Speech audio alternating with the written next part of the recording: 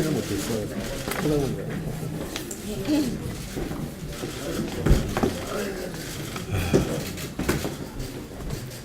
긴 연휴였습니다.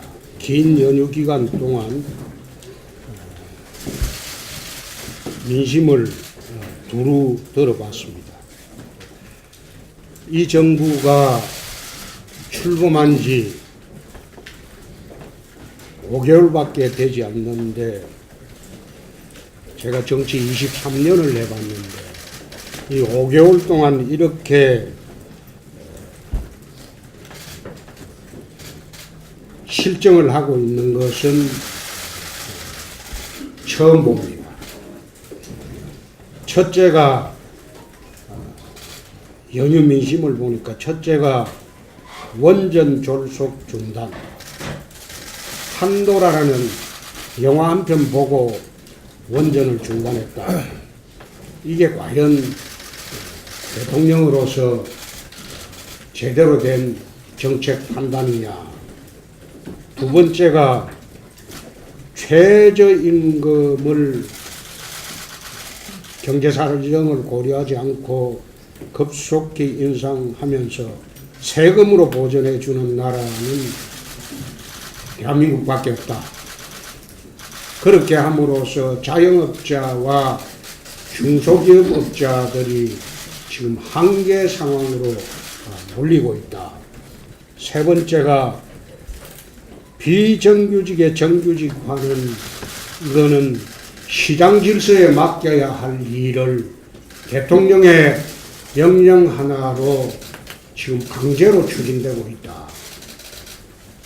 기업들이 전부 정규직, 비정규직 모두 채용을 꺼리고 있는 그런 상황입니다. 네 번째가 평화구걸로 국격 위기를 초래하고 있다.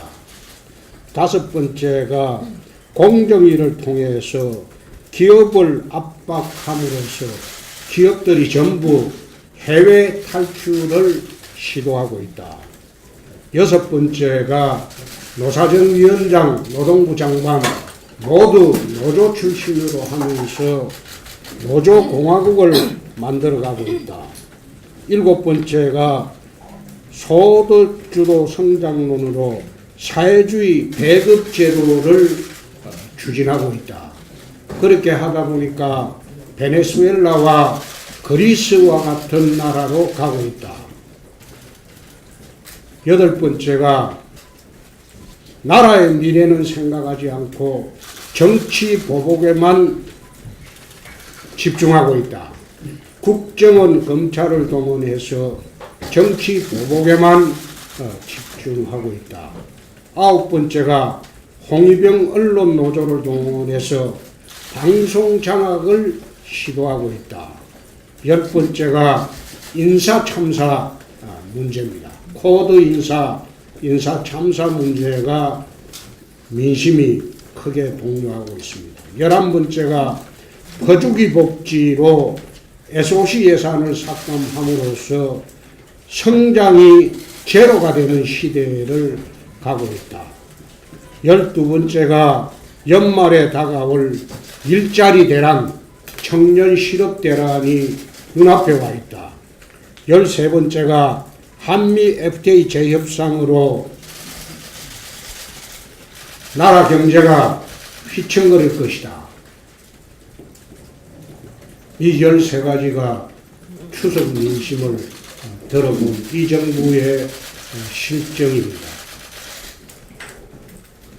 5개월밖에 되지 않은 정부가 나는 이토록 많은 나라 전체의 실정을 안고 가는 정부는 처음 봤습니다. 그래서 우리 당은 이번 국정감사 때 13가지 실정에 대해서 정확하게 국민들에게 알리고 또 대책을 강구할 것입니다. 두 번째가 지금 전 대통령에 이어서 전 대통령까지 정치 보복의 대상으로 삼고 있습니다. 그래서 저희 당에서는 정치보복 대책 특위를 만들어서 이 정부가 하고 있는 정치보복에 대해서 적극적으로 나설 것임을 천명을 합니다.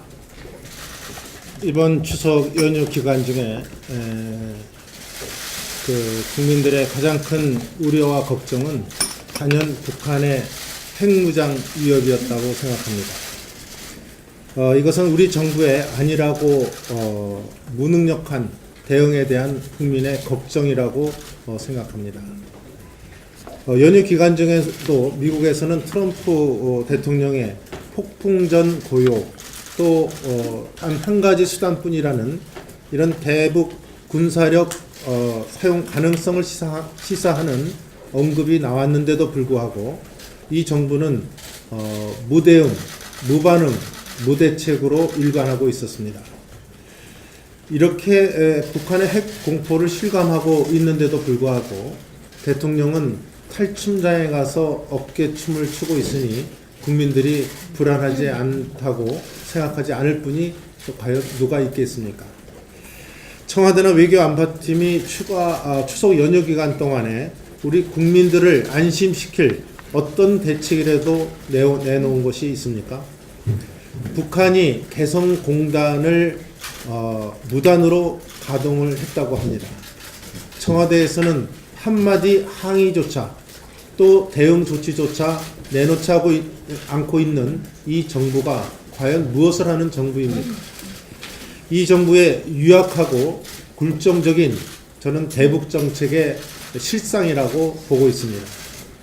한미 간에도 지속적인 동맹의 균열 현상뿐만 아니라 이젠 한미 FTA 개정을 둘러싸고 미국의 통상 압력이 쓰나미처럼 몰려오고 있는데 이 정부는 FTA 재개정은 없다고 그동안 국민들을 속여왔습니다. 문재인 정부는 국가의 사활이 걸린 외교 안보 분야에서 전략 부재, 능력 부재에 무능하고 아마추어 수준의 정부라는 게 지난 5개월 동안 국민에게 각인시켜주고 있다고 봅니다. 이러한 총체적 외교 안보 속에서도 전직 대통령 또 전임 정권에 대한 정치 보복적 과거 들추기에 골몰하고 있는데 국민들은 개탄을 하고 있었습니다. 이 정부는 국민 혈세로 공무원 늘리기, 또 법인세 인상으로 기업 내쫓기, 졸속 원전 중단으로 에너지 100년 대계 허물어뜨리기, 또 수백조 원의 퍼주기식 복지로 재정 파탄 내기 등 극단적이고 위험한 좌파 포퓰리즘으로 일관하고 있습니다. 정부 출범 5개월이 지나도록 아직도 초대 내각 구성조차 하지 못한 인사무능, 인사 실패가 계속되고 있습니다. 우리 자유한국당은 이러한 추석 민심을 잘 받들어서 문재인 정권의 극단적인 좌파 포퓰리즘, 또 아니라고 한심한 안보의식, 적폐청산이라는 미명 아래 벌어지고 있는 정치 보복, 또한 독단적이고 독선적인 국정 운영에 맞서 자유 대한민국을 지켜내겠다는 말씀을 드리겠습니다. 자유한국당은 앞으로 있을 국정감사, 예산심사 등에서 당당하고 강력한 제1야당으로서의 역할과 소명을 충실히 해 나갈 것입니다. 특히 이번 국정감사는 자유 대한민국을 지키는 최후의 낙동강 정선이라고 생각하고 김대중 노무현 정권의 원조 적폐와 함께 문재인 정권의 안보, 경제, 졸속, 좌파, 인사 적폐 등 5대 신적폐에 대한 진상과 책임 규명을 확실히 해 나갈 것입니다.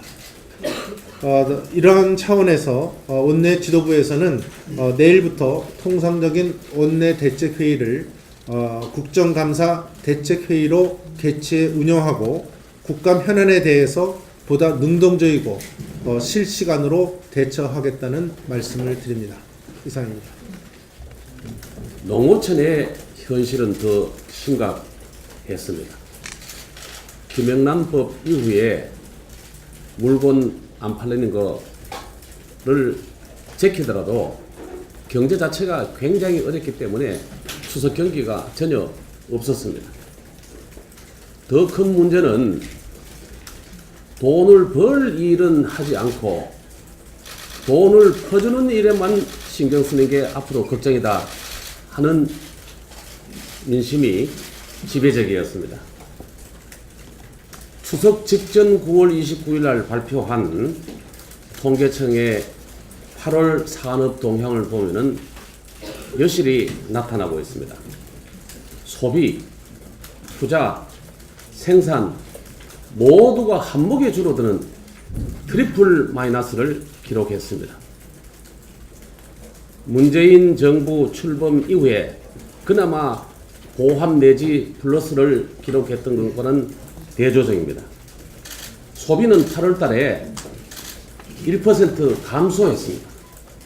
설비 투자도 0.3% 감소했습니다. 건설 실적 증감률도 1.5%가 감소가 되었습니다. 이래 되니까 일자리가 줄어들 수밖에 없습니다.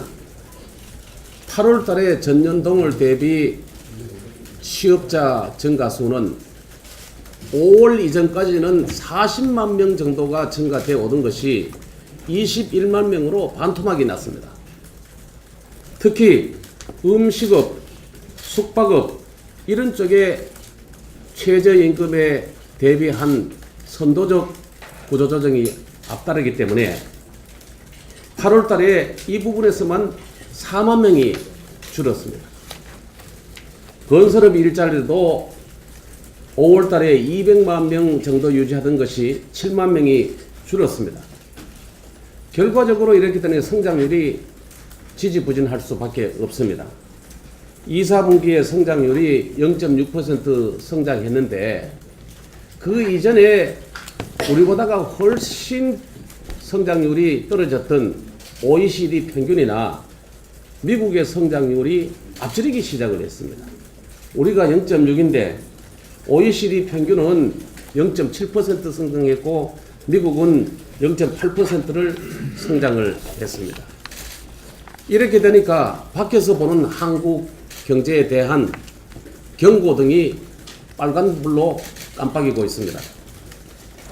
증시에서는 이미 8월 달에 돈이 빠져나가기 시작했습니다.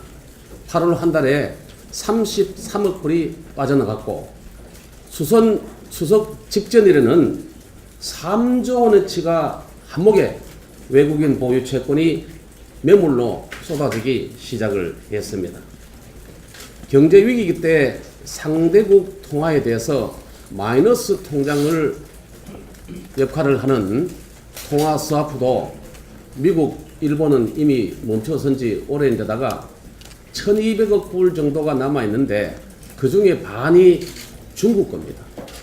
중국이 내일 만료일이 도래하는데 오늘 아무 대답이 없습니다. 그리고 국가 위험을 나타내는 CDS 상황도 작년 2월 12일 날 북에서 광명성호 로켓 발사하고 우리가 개성공단을 문을 닫았을 때 이후 최고 나쁜 상황으로 치닫고 있습니다. 신용 등급이 우리보다가 7단계나 낮은 인도와 비슷한 수준이 되고 있습니다. 이렇게 되니까 김동연 부총리가 작년 2월 이후 한 달에 2번씩이나 3대 신용평가사를 찾아가서 애걸하는 모습이 내일부터 시작이 될 겁니다. 문재인 대통령께서는 제발 좀 우리나라하고 비슷한 수준의 처음에 인기가 높았다 자꾸 보니까 문제가 심각해서 개혁에 나서고 있는 우리 프랑스의 마크롱 대통령을 따라주기 부탁합니다. 성장을 위해서 공공부문 감축을 비롯해서 노동개혁을 과감하게 추진하고 있습니다. 정권을 놓치면서까지도 노동개혁을 추진했던 슈레더 총리의 정책을 정적이면서도 그대로 이어받았던 앙겔라 메르켈 독일 수상의 발걸음을 반면교사로 삼아야 할 것입니다. 이상입니다. 11년 전 2006년 10월 9일 날 오늘 북한에서 첫 핵실험을 했습니다. 그 이후에 6차례를 했습니다. 그래서 내일 10월 10일 북한 노동당 창건일 정보기관뿐만 아니라 전 세계에서 마지막 7차 핵실험 또는 탄도탄 미사일 발사 이거에 대해서 굉장히 긴장을 하고 주목하고 있습니다. 그런데 우리나라에서는 북한 개성공단 문을 열었는데 아무런 보도가 없었습니다. 그래서 그 이후에 알고 있었는지 알면서 시시했다면 그것도 문제고 또 몰랐다면 정보기관에서 다른 데 정신을 팔기 때문에 이런 일이 빚어졌다고 생각됩니다. 그래서 지금부터라도 국가 안위가 달린 북한 핵실험 문제에 대해서 철저히 대비를 해야 된다고 생각합니다. 네, 추석 연휴 잘 보내셨습니까? 문재인 대통령도 추석을 참 바쁘게 보낸 것 같은데요. 문재인 대통령이 후보 시절에 무분별한 사이버 사찰과 도감청 대책을 마련하겠다는 공약을 한 적이 있었습니다. 민주당도 과거 야당 시절에 수사기관의 통신자료 열람을 대국민 사찰이라고 비판을 했었습니다. 문재인 정부 들어서서 수사기관이 개인 통신 기록 100만 건을 수집한 것이라는 확인이 되었다고 합니다. 수사당국은 당연히 필요한 절차라고 말을 하고 있는데요. 수사당국이 수집하고 열람했던 통신자료에는 가입자의 이름과 주민번호, 주소, 가입일시 등 신상 정보가 모두 다 담겨 있습니다.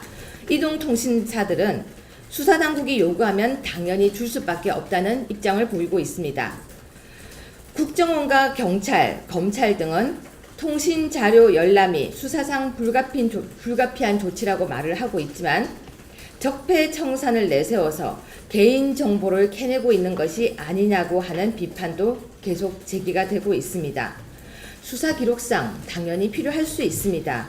하지만 수집을 할 때 그 기준이 무엇인지 대통령께서는 분명히 대책을 마련한다고 했는지 그 마련은 한 것인지 그리고 사실관계가 분명히 필요하다고 보여집니다.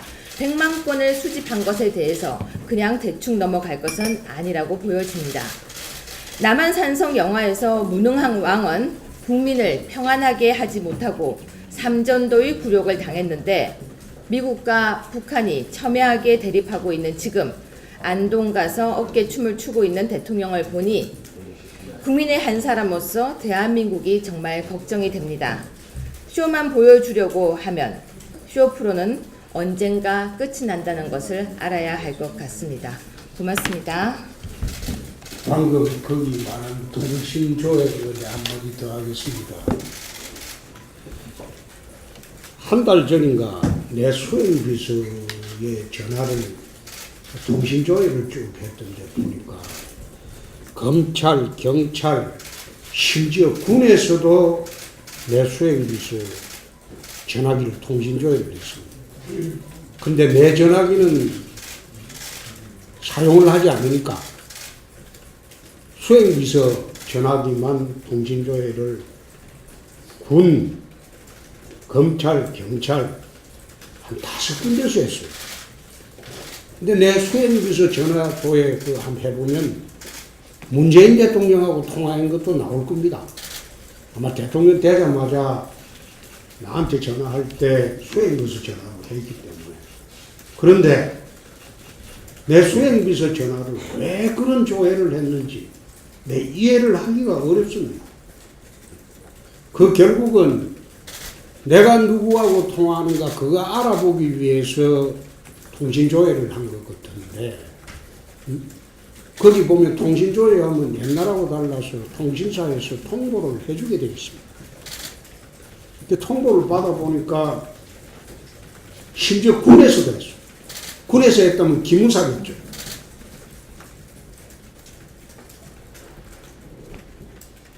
이 정치 사찰하고 있는 검찰, 경찰, 기무사 어떻게 이런 일이 일어날 수 있는지.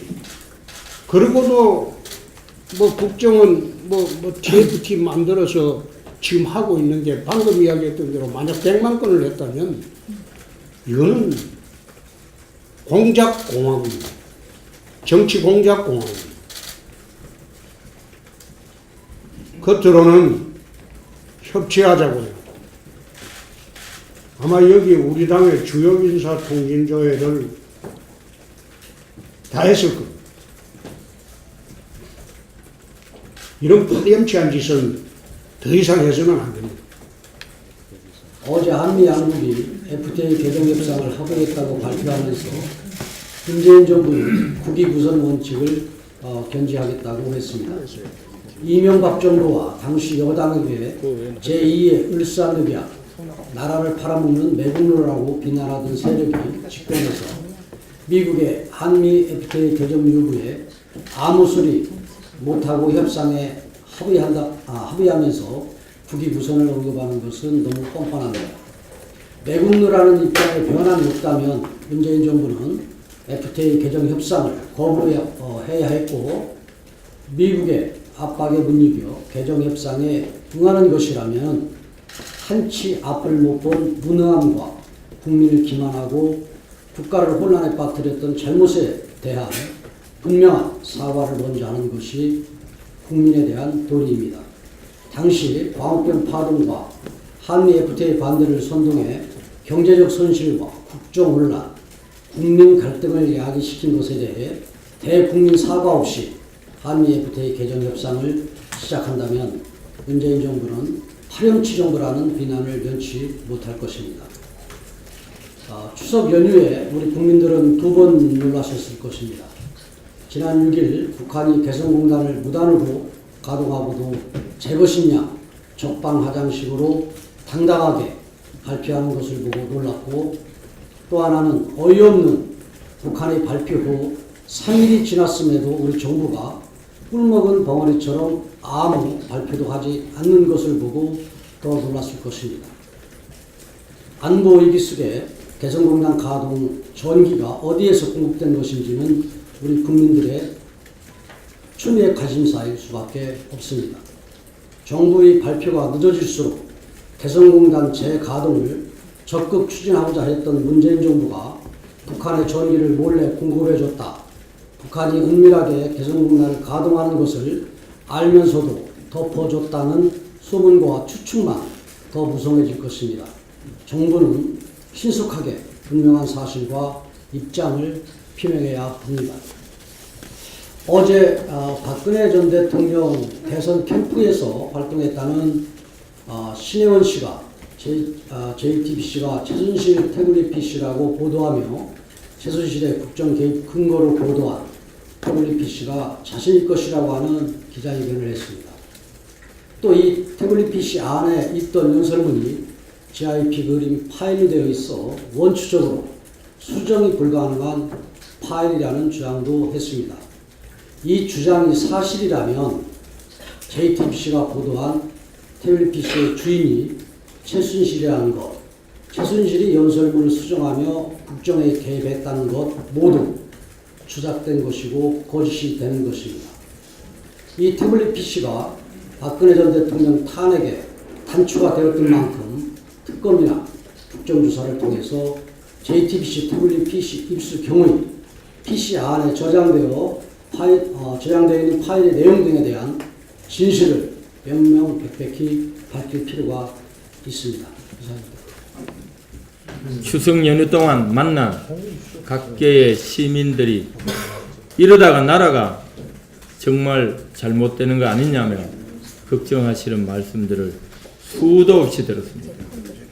북한의 핵 도발로 그 어느 때보다도 안보 위기가 심각한 상황에서 엎친 데 덮친 격으로 미국은 삼성, LG를 비롯한 우리나라의 주요 대미 수출 품목에 대한 통상 규제를 강화하기 시작했고, 한미 FTA마저 재협상을 요구해 우리나라의 경제 이익도 위태로운 상황에 내몰렸습니다. 그뿐이 아닙니다. 이미 중국은 4대 배치를 핑계로 경제 보복에 나서 우리 기업들은 천문학적 수준의 피해를 입고 있고 북한은 개성공단을 가동시켜 우리 기업들의 재산권을 심각하게 침해하고 있습니다. 이러는 동안 문재인 정부가 총력을 기울여 밀어붙이고 있는 것이 적폐몰이입니다. 검찰, 국세청, 국정원 등 권력 사정기관을 총동원해서 과거를 파헤치는 일에만 전력을 기울이고 있습니다. 나라의 안보와 경제적 이익이 위태로운 사면 초과로 내몰리고 있음에도 불구하고 문재인 정부는 오로지 야당 죽이기, 보수 죽이기에만 열을 올리고 있습니다. 나라를 반토막 내겠다는 것이 아닌지 정말 걱정스럽습니다. 엄중한 안보와 경제 위기를 해결하고 미래로 나아갈 준비를 하기는커녕 과거의 싸움에 골몰하는 문재인 정부에게 과연 국익이라는 개념이 있는지조차 의심스럽습니다. 내일을 향해 나아가기는커녕 과거와 싸우는 데 열심인 정부에게 무엇을 기대할 수 있겠습니까? 마녀 사냥식 적폐몰이와 쇼 이벤트로 얻은 지지층의 일시적인 환호와 국민들의 합리적이고 냉정한 평가를 가릴 수는 없습니다. 거품이 꺼지고 안개가 그친 문재인 정부의 민낯에 대한 국민들의 엄정한 평가가 이제 시작되었습니다. 그 성적표에 대한 책임은 결코 가볍지 않을 것입니다. 이상입니다. 대한민국 수출 구조를 보면 중국, 미국, 일본, 유럽연합이 합쳐 3천억 달러 정도로 우리나라 총 수출 비중의 60% 정도를 차지하고 있습니다. 무역 의존도가 85%에 가까운 우리 경제 구조상 이 4개 지역은 우리 국민의 가계를 책임지고 있고 또한 안보까지도 책임지고 있는 대한민국에 가장 가깝게 지내야 하는 중요한 우방 국가들입니다. 하지만 지금 현재 우리 사회 곳곳에서 보여지고 있는 반미, 반중, 반일, 그리고 무관심 이유에 대한 현상을 보면 우려하지 않을 수 없습니다.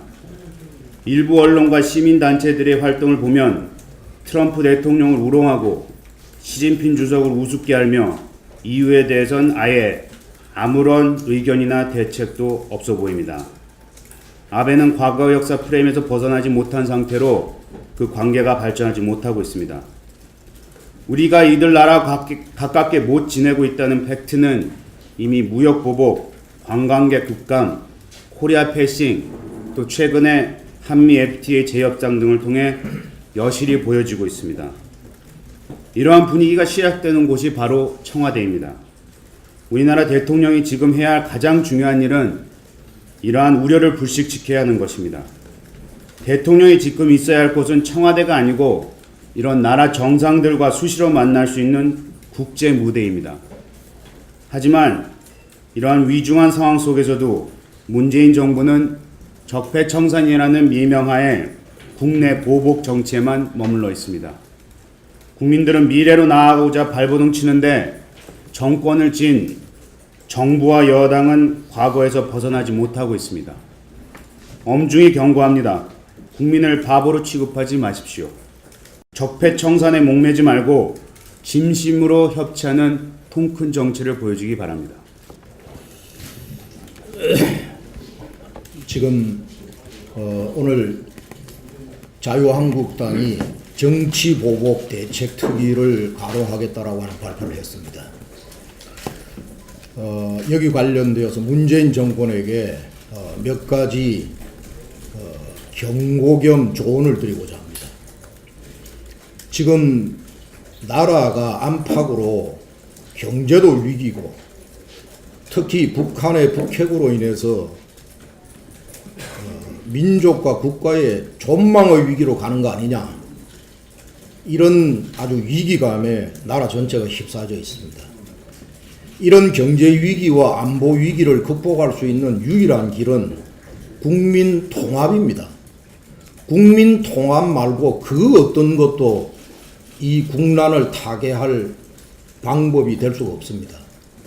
그런데 이 문재인 정부가 집권 5개월 들어서 지금 오늘 아까 대표께서도 지적이 계셨습니다만 전 정권, 전전 정권을 적폐청산이라고 하는 미명으로 하에 지금 단죄하겠다 지금 이렇게 달라들고 있고, 그리고 또 더욱이 오늘 저도 이 얘기를 듣고 깜짝 놀랐습니다만 제1야당 대표의 소위 통신 기록을 소위 찾아본다? 이거는 과거의 군사 독재 정권이나 하던 짓입니다. 이게 소위 민주정부고, 입만 열면은 민주주의를 얘기하는 이 문재인 정부가 제1야당의 대표의 통신 기록을 들춰봤다. 이거 하나만 가지고도 이거는 국민적 타도의 대상입니다. 이거는 제가 최고회의에서 문재인 정부가 독재 정부의 길로 들어서지 않기를 바란다고 여러 차례 얘기를 했습니다. 그리고 그러한 정부의 말로는 항상 국민들의 역사의 소위 타도의 대상이 되었다. 그 길로 들지 말기를 바란다. 이런 제가 경고를 했습니다. 그럼에도 불구하고 이 정권이 이를 한다면은 스스로 이제는 민주정부이기를 포기한 것이다. 이렇게 자유한국당은 단언하지 않을 수가 없습니다. 그래서 두 가지를 제가 말씀을 좀 드리려고 합니다. 이런 사례를 좀 참고로 하십시오. 첫 번째는 넬슨 만델라의 사례입니다. 남아프리카 공화국은 국민 대다수가 흑인이었습니다. 그리고 소수의 백인들이 경제와 정치적인 모든 힘을 장악하던 나라였습니다. 그러한 대표적 불평등 국가였습니다. 그런 불평등 국가에서 백인 정권은 넬슨 만델라를 27년간 투옥을 시키고 온갖 정치적 박해를 가했습니다. 그랬던 넬슨 만델라가 집권을 하자 소위 넬슨 만델라의 정치적 기반이었던 아프리카 민족회의 ANC는 백인 정권의 범죄를 처단할 것을 요구를 했습니다. 그렇지만 넬슨 만델라는 이를 저지하고 적극 반대했습니다. 반대하고 오히려 그는 진실과 화해위원회를 구성을 해서 과거 백인 정권의 범죄 처벌을 반대했을 뿐만 아니라 정치 보복을 두려워하는 백인들의 정서를, 백인 소속 국민들의 정서를 감안을 해서 클레르크 최대의 정적이었던 대통령을 부통령으로 임명하고 최대 정적 인물을 내각의 내무부 장관으로 기용하고 내각 27인 중에서 타정파 구인 그중에서 7명을 백인으로 채워넣었습니다.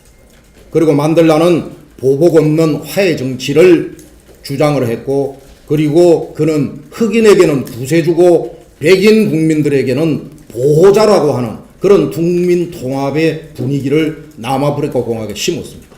그리고 그것이 남아프리카 공화국의 재기에 바로 기여를 한 것입니다.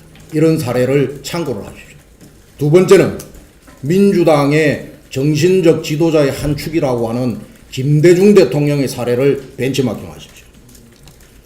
이분도 두 번의 소위 정치적 탄압을 통한 죽음의 위기를 맞았습니다만 집권 후에 국민 통합을 제일 첫 번째 하도록 꺼내고 진실과 화해를 위한 과거사 정리위원회를 만들었습니다.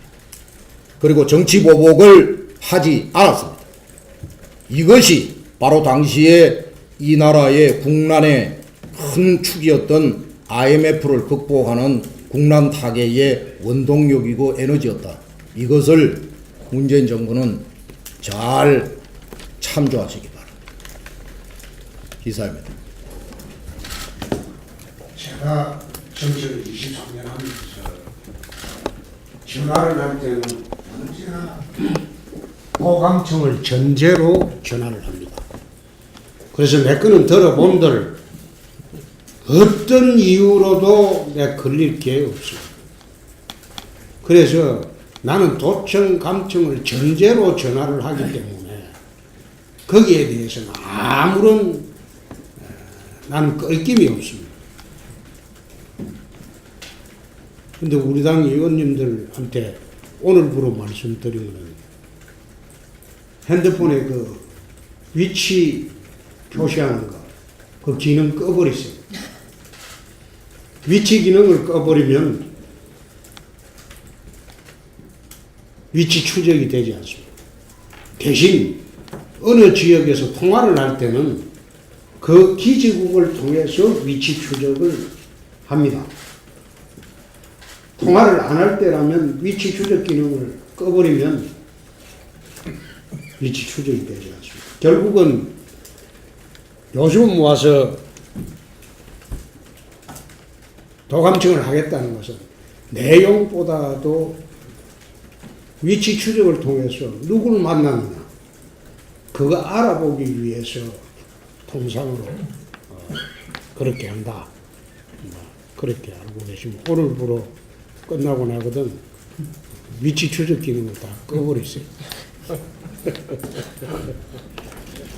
한미 FTA와 관련해서 현 정부의 무능함이 현재 여실히 드러나고 있습니다. 그래서 문재인 현 대통령과 집권 여당이 과거에 어떤 발언을 했는지 또 어떤 행동을 했는지 그래서 그것을 짚어보고자 두 가지 영상을 준비했습니다. 우선 첫 번째 영상은 문재인 대통령의 한미 FTA 말바꾸기 영상입니다.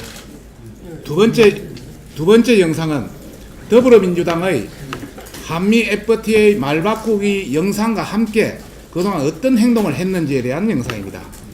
이 영상을 보면 대통령과 집권 여당이 FTA에 대해서 기본 방향이나 비전 없이 여러 가지 그 당시 입장과 위치에 따른 이중적이고 기회적인 행동만 일삼았다는 것을 알 수 있고 또 국익은 철저히 외면한 채 당리당략의 도구로 이용했다는 것을 알 수 있습니다.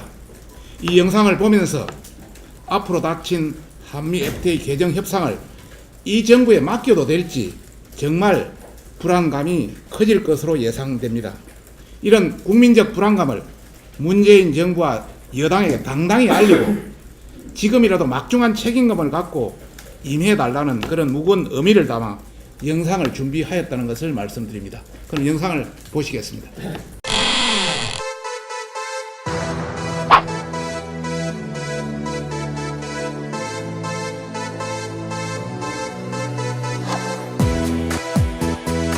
이게 균형이 잘 맞춰져 있다고 생각합니다. 실제로 한미 FTA가 양국의 교역에 서로 도움이 되고 있습니다.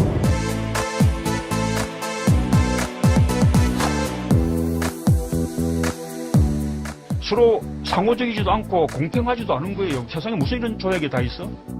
재협상을 통해 불이익을 바로잡는 데 최선의 노력을 다하겠습니다.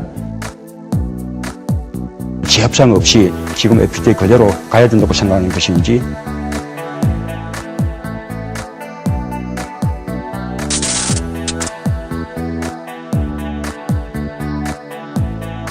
미국청 요구에 의해서 한미 FTA가 재협상에 들어갔습니다.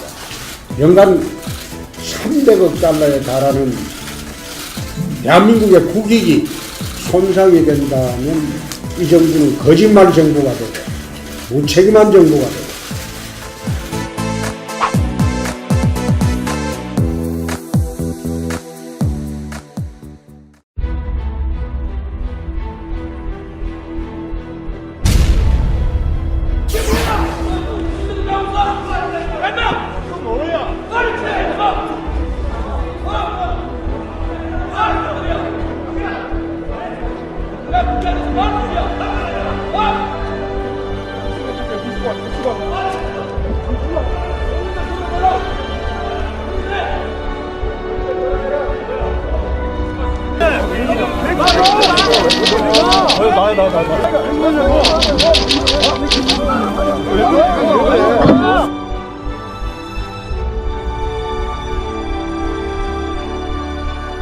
FTA 날치기 복권 이명박 정권 규탄한다.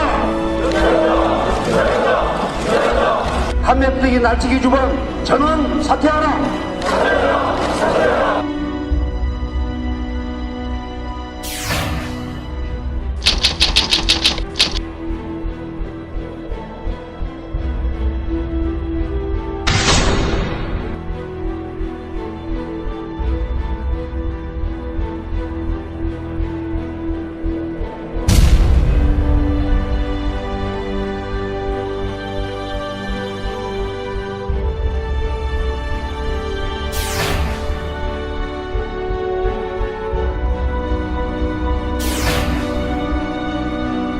트럼프 대통령은 작심한 듯 공동 언론 발표의 절반가량을 무역 불균형 문제에 집중했습니다. 사실상 한미 FTA 재협상을 요구한 겁니다. Our trade deficit with South Korea has increased by more than $11 billion.